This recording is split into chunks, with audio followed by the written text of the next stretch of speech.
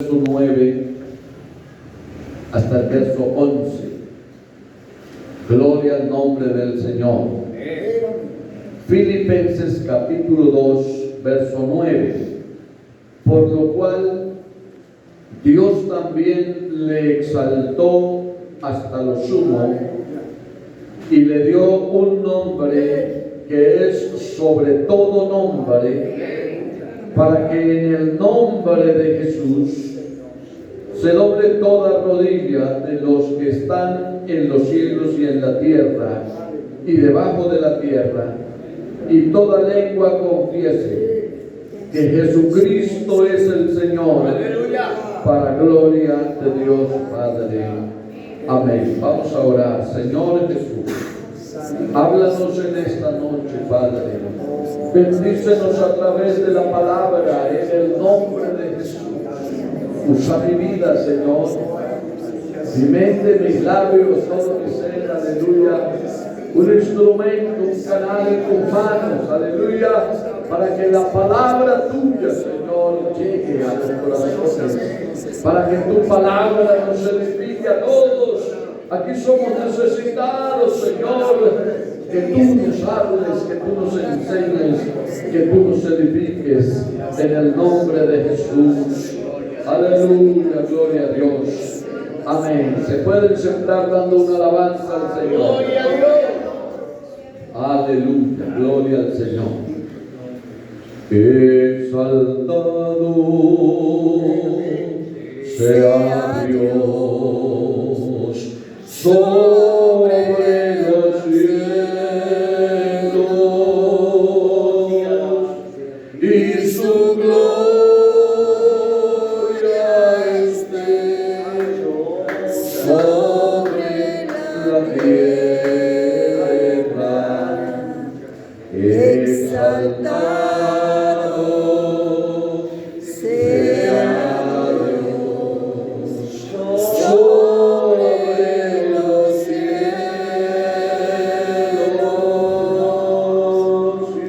y su gloria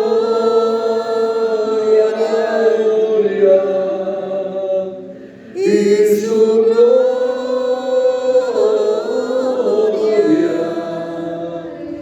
y su gloria esté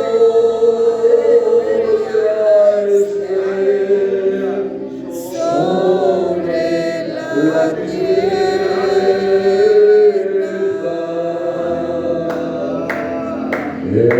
Exaltado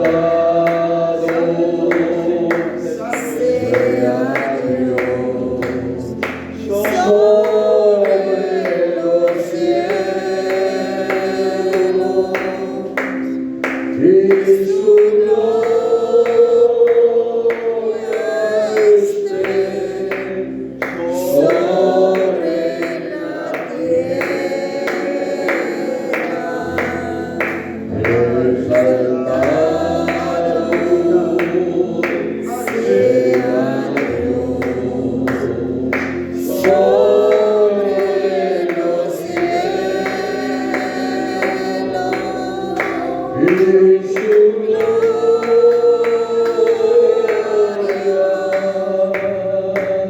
y su gloria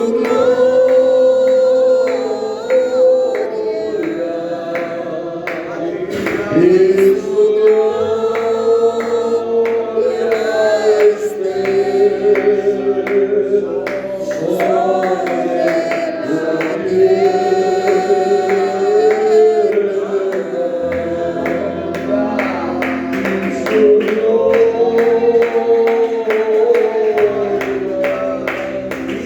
Y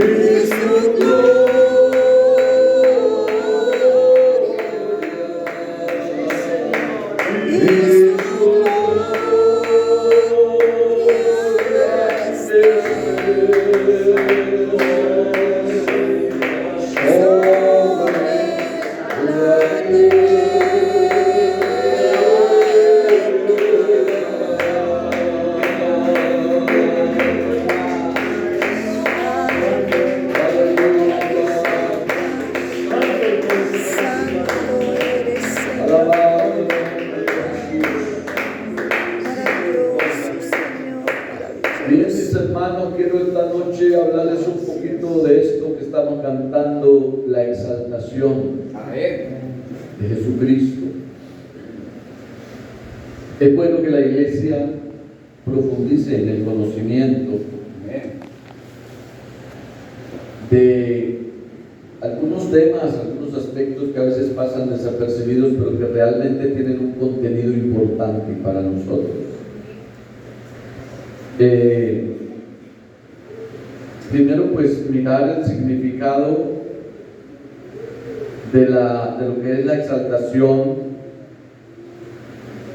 del Señor. Primero, pues muy importante recordar al menos tres aspectos importantes antes de hablar de la exaltación, y es lo primero, pues que Dios es indivisible. Amén, amén. ¿Qué quiere decir eso? No se puede dividir. Dios es uno. Amén. Es indivisible. Que en su esencia Él es espíritu. Amén. Amén, amén. Dios en su esencia es espíritu. Y que por esa razón entonces no tiene forma. Dios es indescriptible. Dios en su esencia no tiene forma. Por eso Jesucristo es la imagen del Dios invisible. Amén, amén. Dios como espíritu lo llena todo. Él llena el planeta Tierra y se sale y coge todo el universo, porque el universo es inmensamente grande. Nosotros somos una partícula en el universo, el planeta Tierra. Pero Dios en su espíritu, como espíritu, lo llena todo. Él llena el universo. Entonces, en ese orden de ideas, tenemos que tener eso bien definido y bien claro para hablar de la exaltación. Dios en su esencia es espíritu, y por ser espíritu lo llena todo, y por ser espíritu no tiene forma. Por eso, cuando se habla de la exaltación de Cristo, se menciona mucho la diestra de Dios o la diestra de la majestad. Y en la Biblia, en algunos pasajes de la Biblia, diestra es derecha, pero en algunos pasajes, diestra, cuando habla de Dios, del lugar, habla de poder. De poder. Porque para hablar de que Jesús está a la diestra de Dios, habría que darle forma a Dios para decir que Jesús está a uno de los lados. Pero si Dios como espíritu lo llena todo, no queda espacio. Gloria al nombre del Señor. Entonces,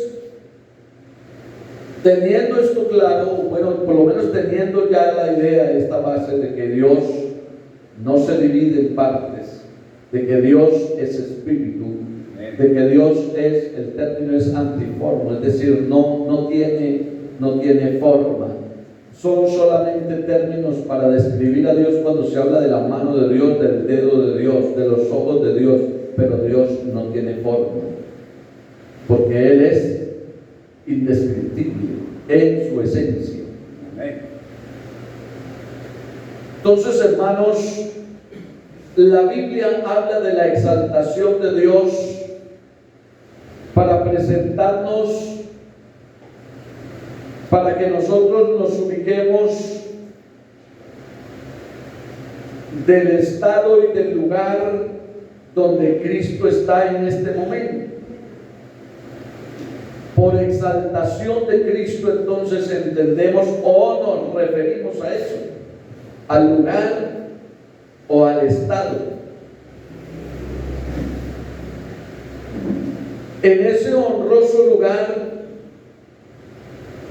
de grandeza, de gloria y de poder, que la Biblia lo describe como la diestra de la majestad. Esta gran verdad, hermanos, pues se enseña en muchos pasajes de la Biblia. Creo que alguna vez les hablé de esto. No me voy a detener mucho en el sustento de la exaltación, porque para la mayoría de nosotros está claro que Él fue exaltado. Exaltado quiere decir que pasó de un lugar a otro. Exaltado quiere decir que dejó todo esto de tiempo, de la parte humana, todo esto de aquí terrenal, y fue exaltado a la misma gloria. Alabanzas al nombre del Señor. Lucas, cuando escribe el libro de los Hechos, habla de la exaltación. En el capítulo 2, verso 33 dice: así que exaltado por la diestra de Dios. Les decía que se menciona mucho la diestra. Exaltado por la diestra de Dios, y habiendo recibido del Padre la promesa del Espíritu Santo, ha derramado esto que vosotros veis y oís. Y en el capítulo 5, verso 31 dice: a este Dios ha exaltado con su diestra por príncipe y salvador, para dar a Israel arrepentimiento y perdón de pecados. Lo que escribió Lucas en los Hechos. El apóstol Pedro dice lo siguiente, primera de Pedro 2, 3, 22, dice: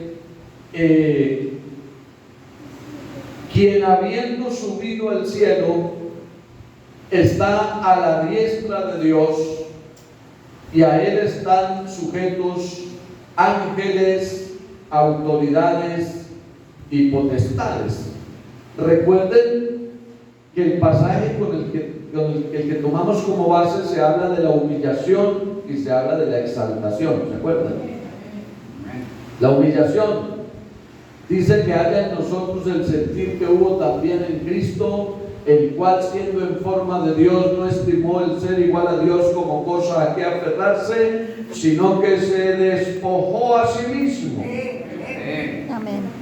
Es decir, Él está en un lugar donde no cumple años, la eternidad. Él está en un lugar donde no hay dolor, ni hambre, ni angustia, ni nada. Y Él se despoja, porque la Biblia dice que Él está sentado en su trono de gloria. Y desde allá mira a la humanidad que va por un camino perdido, extraviado, un camino que conduce al abismo, voy a utilizar el término común, va al infierno. Porque, hermano y hermana, usted y yo, cuando Dios no nos había encontrado en la perdición que estábamos, íbamos por un camino al infierno.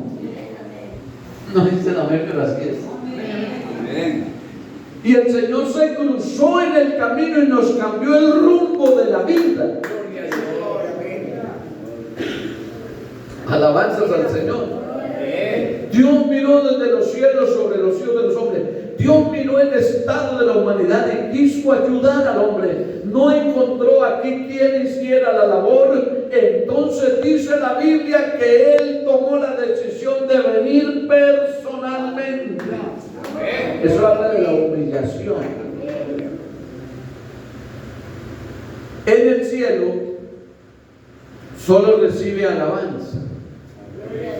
En el cielo miles de millones de seres creados, ángeles, arcángeles, querubines, serafines y todos los que existan en el cielo, creados todos vienen y se postran y lo adoran y le dicen santo, santo, santo, y no paran de alabarlo y de adorarlo, y solo recibe gloria y honra y alabanza.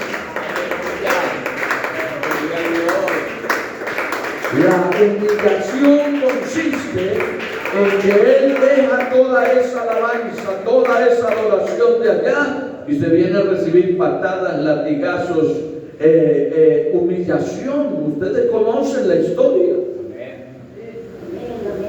Se despojó a sí mismo tomando forma de siervo, hecho semejante a los hombres, y estando en la condición de hombre, se humilló hasta la muerte, y no cualquier muerte, muerte de cruz. Esa es la humillación. Pero después de la humillación viene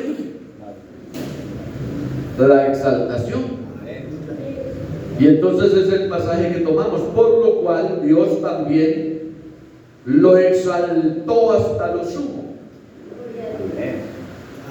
y le dio un nombre que es sobre todo nombre. Aleluya. Vea, hermanos, cuando ese nombre se invoca en obediencia, en fe, los mismos infiernos se estremecen, porque la Biblia dice que el nombre de Jesucristo es el nombre sobre todo nombre. Alabanza. Le dio un nombre que es sobre todo nombre. Por eso el bautismo es en el nombre de Jesús. Perdón de los pecados es en el nombre de Jesús. Los demonios salen en el nombre de Jesús. Los enfermos se sanan en el nombre de Jesús. Hermanos, el camino se abre en medio de las tinieblas, es en el nombre de Jesús. Y todo, hermanos, tiene que ser en el nombre de Jesús. Aleluya.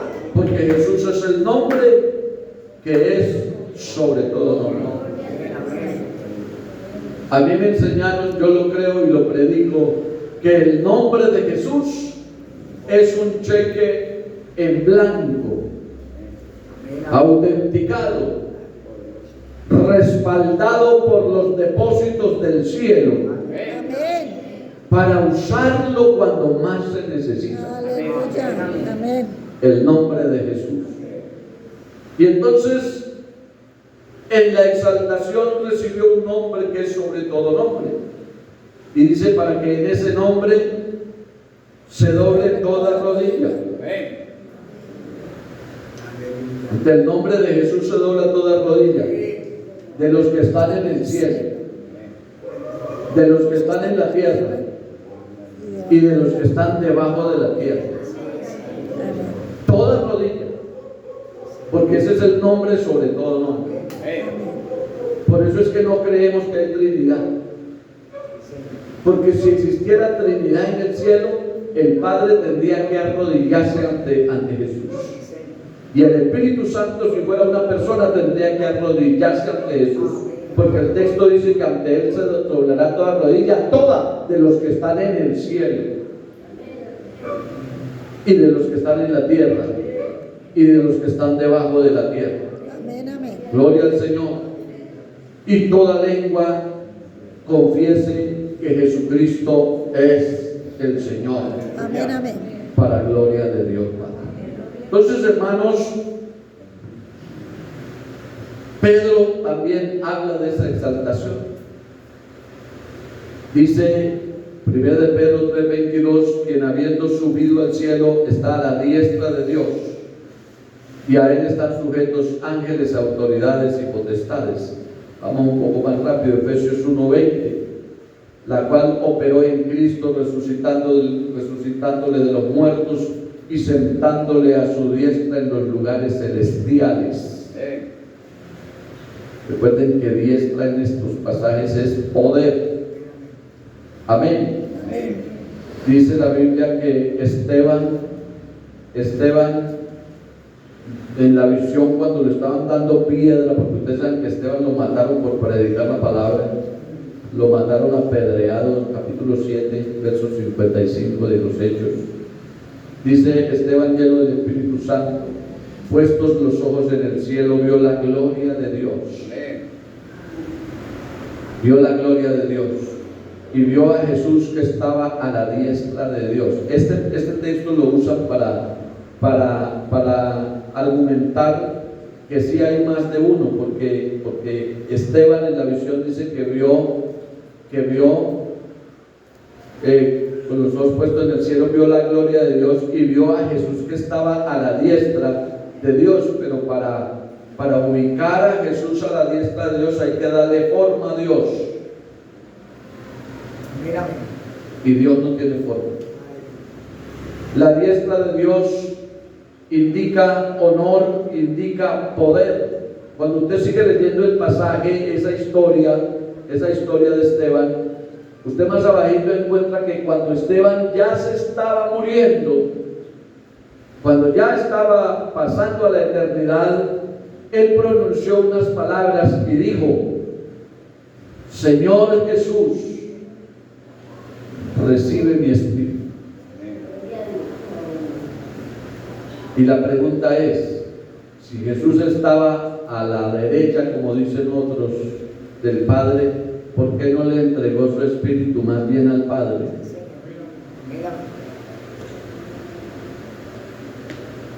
Porque no hay dos, porque hay uno. Alabanza al Señor. Y porque Esteban estaba en el poder, estaba viendo a Jesús en el poder, en la gloria.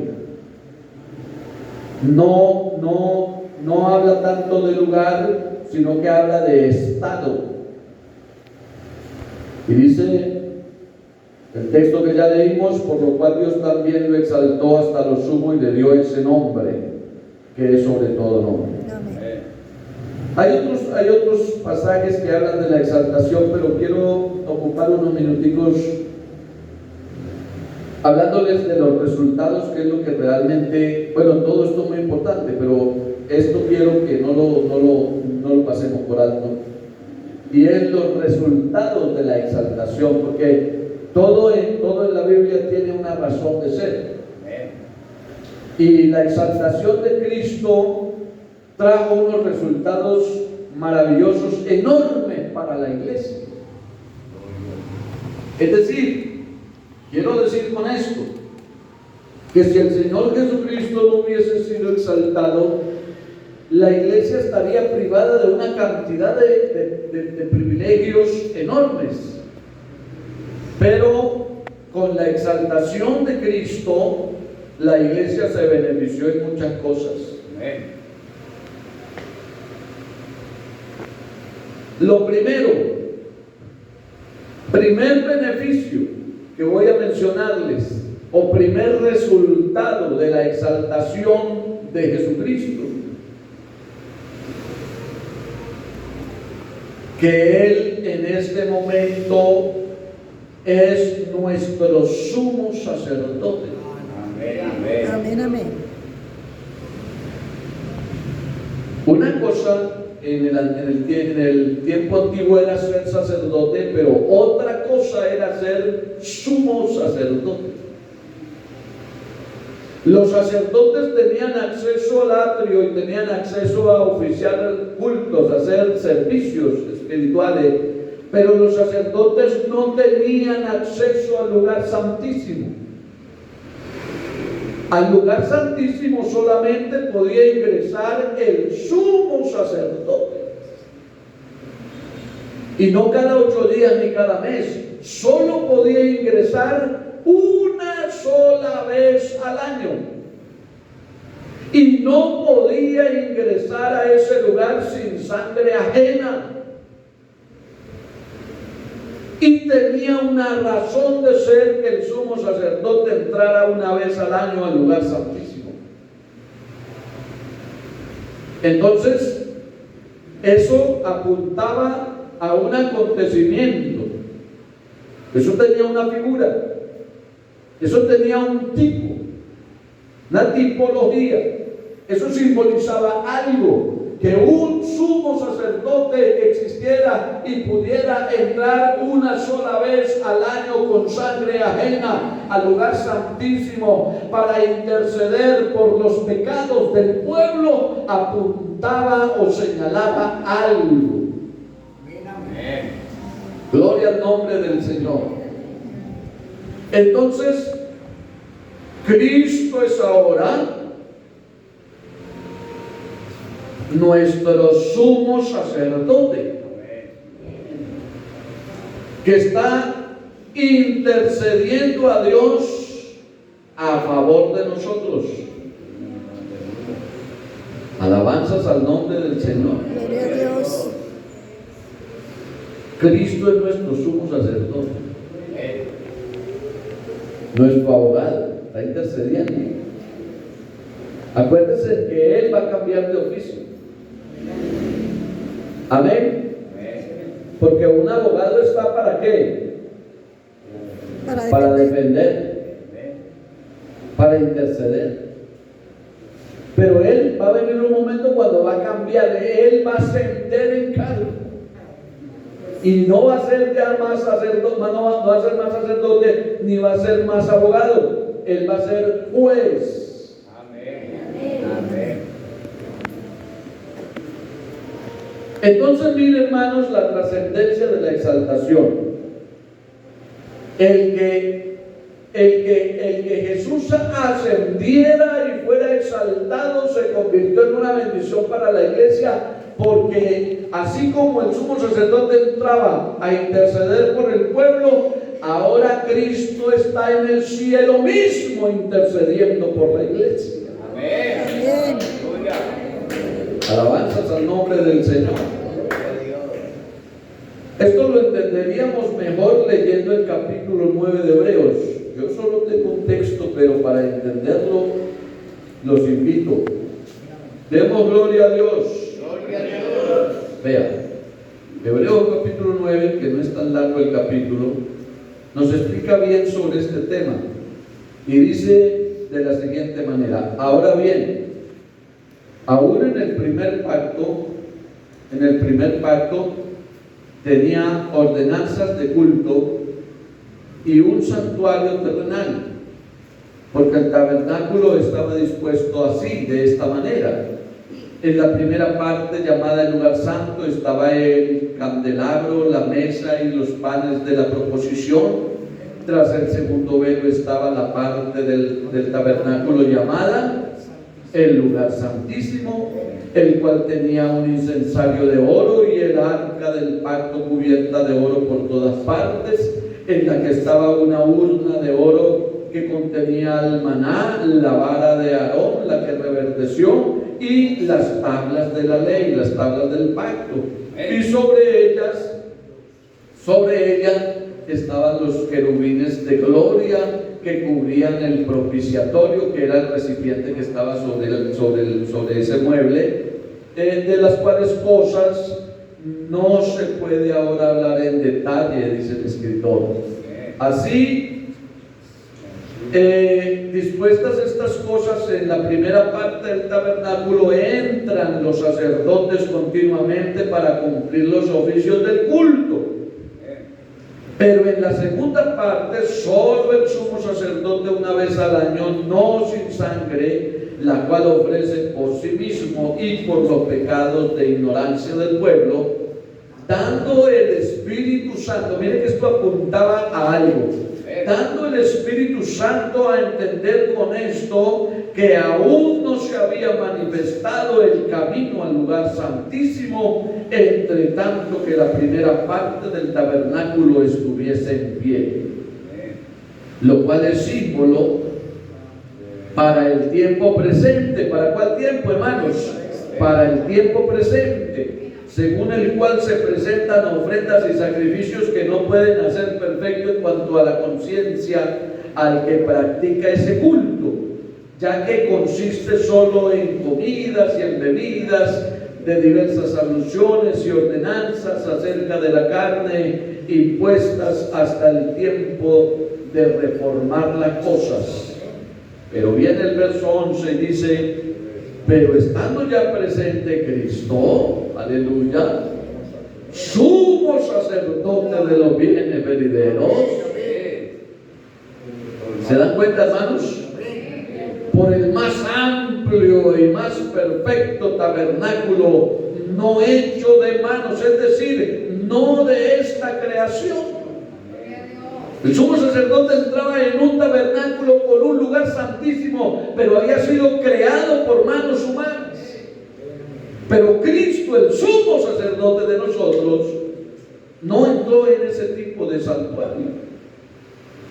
Y dice el verso 12, no por sangre de machos cabríos ni de becerros, sino por su propia sangre. Entró ¿cuántas veces? Una sola vez para siempre en el lugar santísimo, habiendo obtenido eterna redención. Aleluya. Verso 13. Porque si la sangre de los toros y de los machos cabríos y la ceniza de la becerra rociada a los inmundos santifica para la purificación de la carne, ¿cuánto más? Aleluya, ¿cuánto más la sangre de Cristo, el cual mediante el Espíritu Eterno se ofreció a sí mismo sin mancha a Dios, limpiará vuestras conciencias de obras muertas para que sirváis al Dios vivo? Así que por eso es mediador de un nuevo pacto, para que interviniendo muerte para la remisión de las transgresiones que había bajo el primer pacto, los llamados reciban la promesa de la herencia eterna. Los llamados reciban. Usted es un llamado de Dios. Para usted la promesa. Él es mediador. El único mediador. Vea, hay gente buscando mediadores. Y le ruegan a una virgen, a otra virgen, a un santo, a otro santo que intervenga como mediador. La Biblia dice que hay un solo mediador entre Dios y los hombres. Amén, amén. Eso dice la Biblia.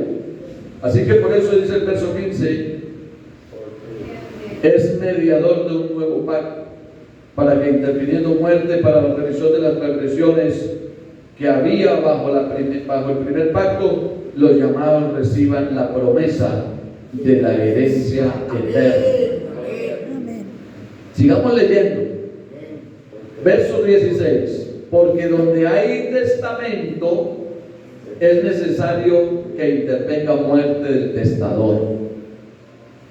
Porque el testamento con la muerte se confirma, pues no es válido entre tanto que el testador vive. Esto también enseña unicidad. Voy a hacer aquí un paréntesis para explicarles.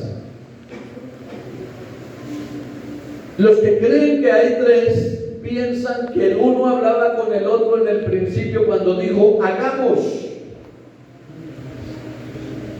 Entonces era una conversación entre ellos, entre los dioses. Hagamos. Pero si eso fuera cierto, entonces se necesitarían tres calvarios. Porque había necesidad de que el creador del primer pacto se muriera, y si no era uno sino tres, entonces se deberían haber muerto tres. Pero la Biblia dice que en el Calvario se murió uno solo. Y San Juan capítulo 1 dice que ese verbo que era en el principio y se hizo carne fue el creador de todas las cosas, y que sin él nada de lo que ha sido hecho fue hecho. Y eso nos enseña que Jesucristo es Dios y que su exaltación tampoco lo hace otro Dios. Alabanzas al Señor.